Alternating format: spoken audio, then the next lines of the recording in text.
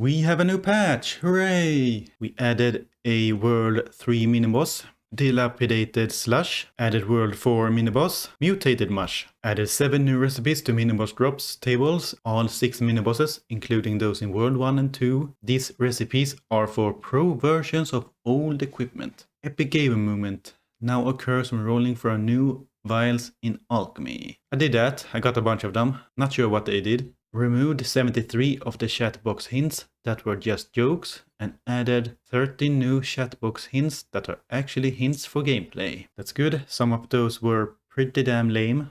Interesting fact, if you are in the same map and you keep opening and closing the chatbox, you will have the same hint every time. Party members who are not present will now show the grey dot icon next to the name in the red party member bar. That's good, I don't do much partying, but anything to make it easier to see who is there or not. King Doot now has a repeat fight button in the top left, allowing for easier grinding with multiple eyes. Well, this came out 1 or 2 days after I did my big video. That's interesting. Great timing. I wish I had waited 2 days. Arcade bar launching is now toggle on and off instead of hold down to launch. This is a good change. It got real stupid trying to hold down the button for, I don't know, minutes at a time if you had a lot of balls. Now we can at least walk away. Added a 5th printer sampling slot. Purchased in a gem shop. Well, nothing bad about this. It prevents us from having to resample all the time and makes it easy to change what you're printing. You can now hold down on the boost button in Alchemy to boost your Bubble Cauldrons faster. You can do this for Alchemy Liquid Decanting too, but that has always been in the game. Double tapping on Rin's keychains equipment will alternate which slot they are equipped to. In other words, you can double tap on 2 rings and it will equip both of them, instead of replacing each one in the top ring slot as it used to. Yeah, this is another good change. It makes changing equipment much easier. The account-wide items display within player info now shows number of library checkouts next to arcade balls.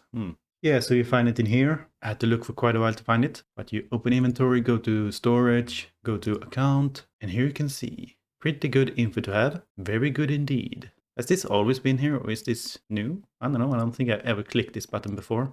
And then we have some balance changes. All equipment only require one of the previous equipment instead of multiple, other than shoes and gloves, because lol, I guess you have 2 hands and 2 feet. You gotta have 2 shoes. But this is gonna make crafting a lot better. Maybe I will even abandon my ice hammer. Maybe.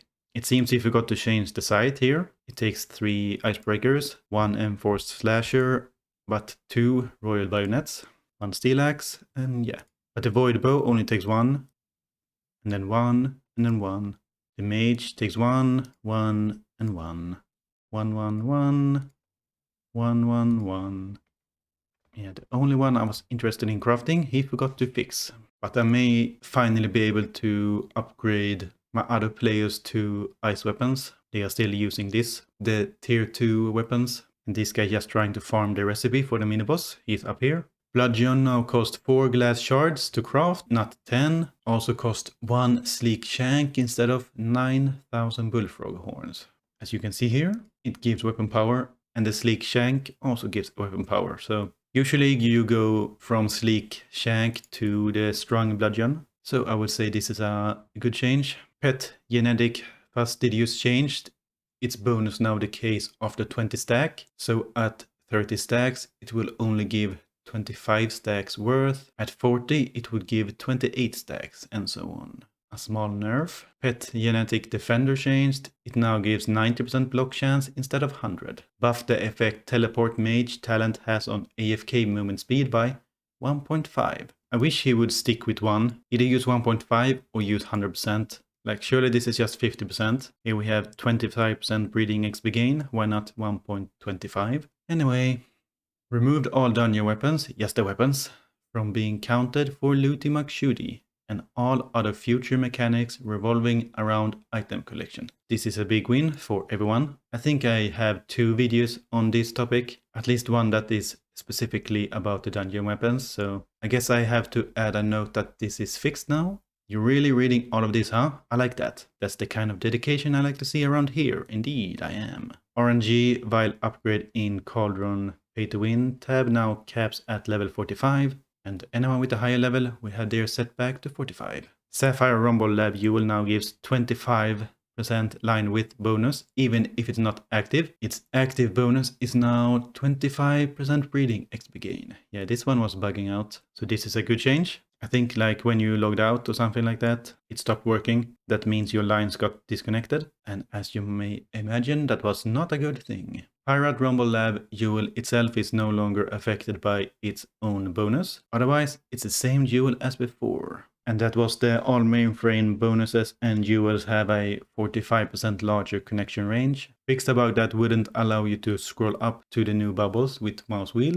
Oh, I didn't know you could scroll in the Alchemy. Fixed a bug involving kitchen upgrading, which would cause a kitchen to appear to be cooking, even when it wasn't. Cooking prowess fixed. Breedability multiplier in pet breeding now displays the correct amount. Fixed a bug where having more than 80 inventory slots would cause crashes. Yeah, this was a pretty big one. If you got a new bag from World 4, and if you had every other bag, that would make your game crash. Fixed a bug where pet genetic forager would only heal one pet. Oh, it now correctly heals the entire team. That was only a bug. Yeah, it got a lot better now. The forager.